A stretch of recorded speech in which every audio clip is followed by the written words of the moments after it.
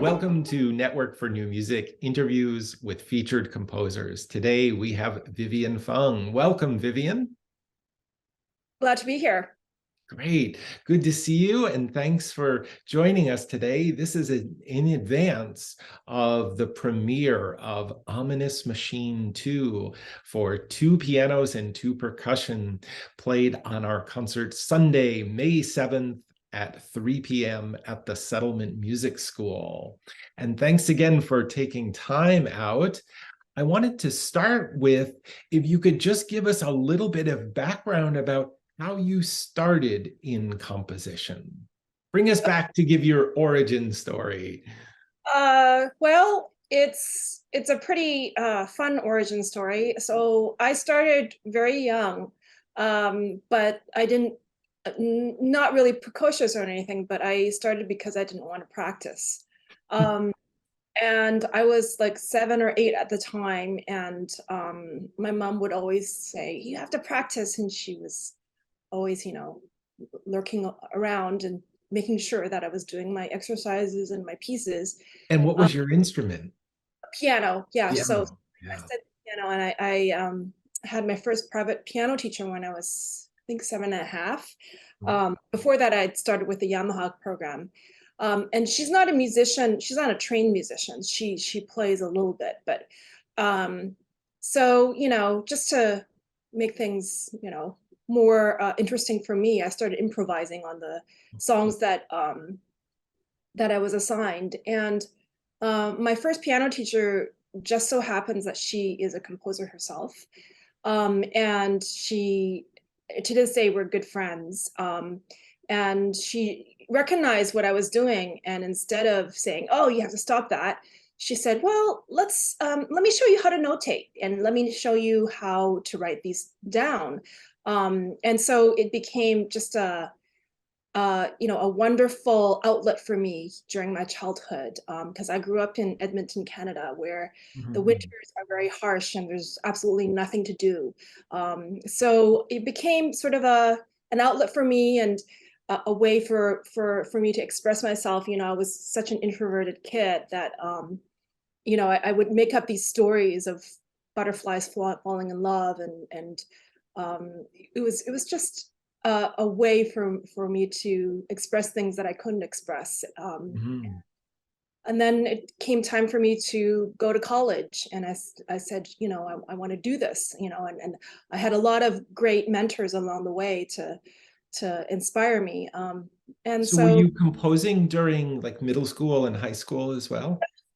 all throughout, and I still have the compositions here, and I show it sometimes to during the young composer things, or whenever it comes up, and it's a lot of fun. And yeah, and now I see, I have a son now who's 8, and he's also learning piano, and he's doing the same thing, and he's like, just fiddling around. He doesn't want to practice, so he just kind of like, I am hands off, so I don't want to teach him piano. And I'm saying that to his piano teacher, and she's just like, let's do something with that. So So Vivian, I would encourage that with anyone who shows that sort of inclination. yeah, it's wonderful to see that instinct that kids seem to have just so naturally. Just they seem to just want to make things up. And it's wonderful. I think we all should do more to encourage that. Yeah, absolutely. But I'm curious, so, looking at your career you said you still have some pieces from the early stage, which we commonly call juvenilia, into, your present. Is there anything that you felt like that was already there at the beginning, or something that you developed along the way? Um, I had a lot of great mentors, and I didn't start composing like the big pieces until I reached, when I was even like, I consider actually myself as a late bloomer, because it took me a while to figure everything out as far as who I was and what my voice was, and where I fit into everything. So I don't consider myself precocious or anything like that.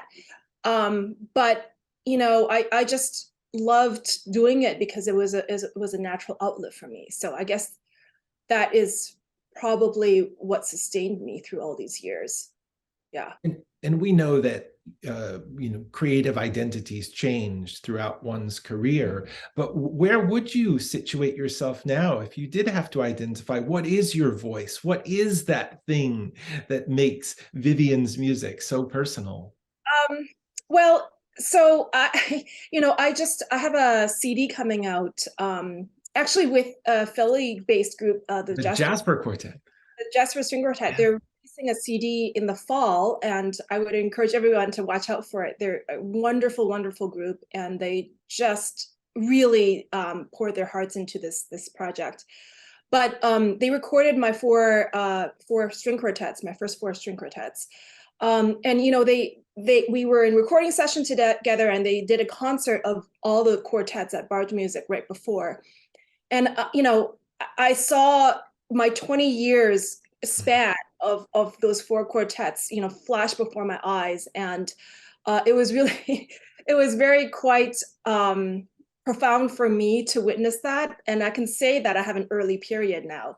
Um, and I think that right now, it's very funny because I am settled into this process where I am basically a freelance composer, and so that is all that I do. I sit down every day, between the hours of 10 and 4 or what have you, and that's what I do. I write, and I do maybe 6 or 7 pieces a year, which is a lot, Mhm. and that includes orchestral and concerti and all that.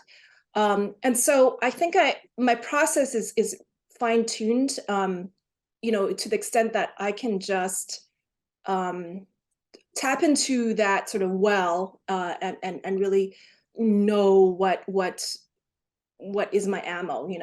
And I would say that my style has evolved. So my early style is very much um, influenced by gamelan music. My first CD, which is called Dreamscapes, is a result of me traveling to Bali and being in a gamelan and that sort of thing. So it was like me discovering all this wonderful, wonderful music.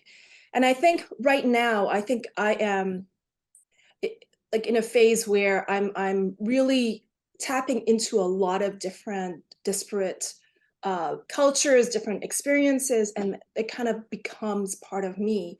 And it's also almost a little schizophrenic, that it's all these kind of disparate things that I kind of weave into the fabric of my music. And it also reflects the times that we're living in now, I feel, because, gone are the days that we have an orderly system of sonata form. I think it's just, kind of, it doesn't really reflect who we are at this moment. And I think my form is that such that, one thing sort of morphs into another, that morphs into another thing. And it sort of reflects the chaotic lives that we are living in now. And so I draw from a lot of different things, and then it just becomes the fabric of the piece. And it's the same thing with Ominous Machine too, which maybe I can just delve right into it, is the reason why it's called Ominous Machine 2 is because there is an ominous machine that I've derived the material from, and And that's was your piano trio, right? piano trio. Yeah. Yeah, and that's going to be actually it was a commission, and then by a local group here in the Bay Area, and then the pandemic happened, and then now we're just in the phase where they're going to premiere it in November, and so the some of the material is found from the piano trio finds its way into the new piece, and it really greatly expands on it, though. I mean, the piano trio is only about 3 or 4 minutes, and this piece is about 15 minutes. So it Yeah. really just, a continuation of what I did in the piano trio. It is It a would, it would be interesting to, have at some point, have the piano trio and this piece linked together somehow. It is indeed a substantial piece that you've provided for network to play. And in the spirit of thinking about like prequels, if you will, I you also have, since you mentioned your string quartets, right? Number 4 is insects and machines. So you have this theme of machines. Could you tell us a little bit more about that as well? The sort of idea of this, and it's if I mean, chronomorphs, which is a piece for piano and percussion, is also somewhat related to this. It's the idea of this, motoric motion, but it constantly changes. It's sort of like what I was mentioning before, that you have this material that is sort of chugging along, but then it shifts and it kind of is this, this machine that sort of, it's like the screensaver on your computer. It's the same, but then it's different, and then it's the same again, and but it's different. And um, so it's sort of like that, and it's always constantly what I call morphing. It's like the Mm. material is the same, but it's not really the same, and then there's a different context to it, and then it becomes something different. And so it sort of takes on, Brahms's developing variation, but in a very different world and in a very different sense, because it's really reflecting where we are today, and the idea of, the glitches of machines, and it doesn't really fit, and then there are, odd meters because it doesn't really fit, and then it comes together, and then there's a climax. And so it's sort of that journey of this sort of mind, and there are moments in the score where I put, purposely chaotic, because there's everything going on all at once, and that's where we're living in now too, especially, we have all these things that we're multitasking, we're doing all this, and you're being pulled in different directions. And I feel like, um, the music has to, for me, reflects all that. Well, I love your opening, which says to play with a groove. Yeah, so a lot of my music is very visceral. Like this, I just had an orchestral piece premiered in Houston with Rocco, and it was just the same thing. It's like what's called Parade, and it sort of is the journey of me being a part of the Lunar New Year parade in San Francisco. So it ends with a huge groove, and the same thing. How can you not have a groove when you're composing for two pianos and percussion? Yeah. Indeed. And you mentioned Brahms and developing variation. So I think I was curious, because of the combination, 2 pianos and 2 percussion, it sort of invites comparison to another B from the past, the Bartok Sonata. Could you tell us a little bit about the influence or relationship you have with that piece? Absolutely. I mean, Bartok is a huge, I mean, I'm so he's my role model to as far as his work with non-Western sources and all that. And of course, I listened to it and looked at the score of that gargantuan piece. And I feel like almost I had to put it aside because I didn't want to, um, there are certain things that you don't want to like repeat, or I mean, it's like a huge, it's like writing string quartets, it's like a huge, ghost behind you. And it Mhm. like, if you kind of observe it too religiously, it's almost oppressive. And so I studied it and then put it aside, and I said, okay, this is what Bartok is doing, and it's absolutely great music, but let's put some blinders on it, and then just focus on what I'm going to be doing. So yeah, it kind of, being a composer is tricky because you have to pay homage to who came before you, but at the same time you have to look ahead. So it's one of these tricky things. And I'm really curious because you bring us like directly into that world of this machine right from that first measure, which sort of sets off these the members of the ensemble, and then into this groove.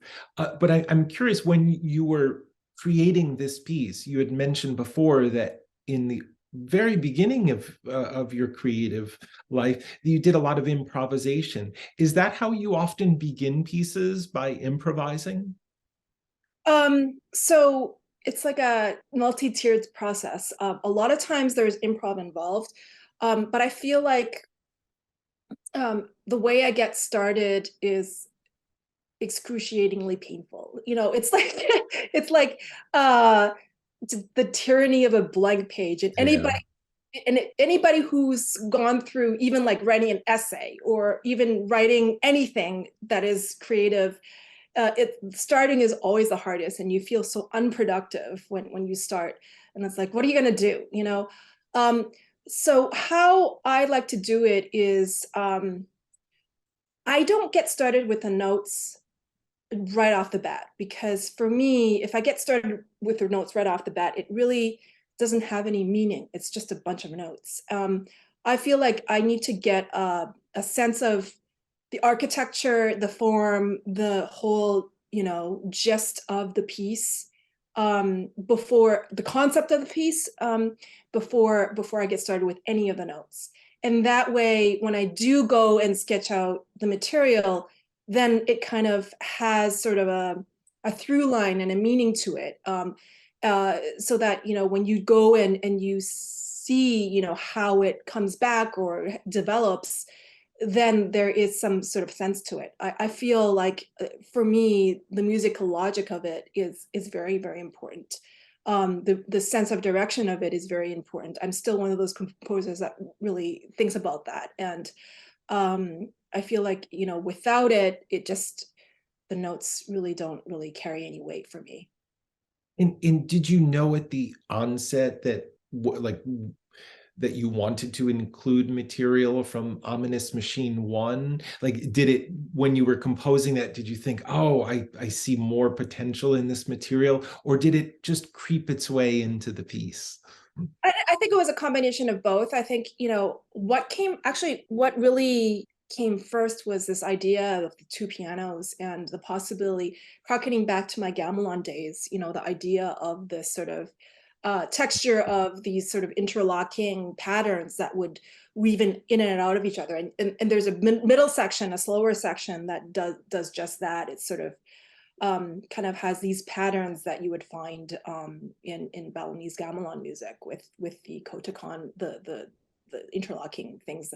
So that was like a concept that I had, from the get-go, and the idea of these piano sort of drones and pedal tones that evoke gongs as well. So there's a little bit of that as well, and then the idea of this, motoric glitches and chaotic things that go on, and so that's where Ominous Machine came in. Well, Vivian, thank you so much for these insights into Ominous Machine 2, which will receive its premiere Sunday, May 7th at 3 p.m. at the Settlement Music School at 416 Queen Street. And we hope you'll all join us. Please check on the website for tickets and get a chance to meet Vivian, who will be present at the performance. Thanks again, Vivian. Thank you.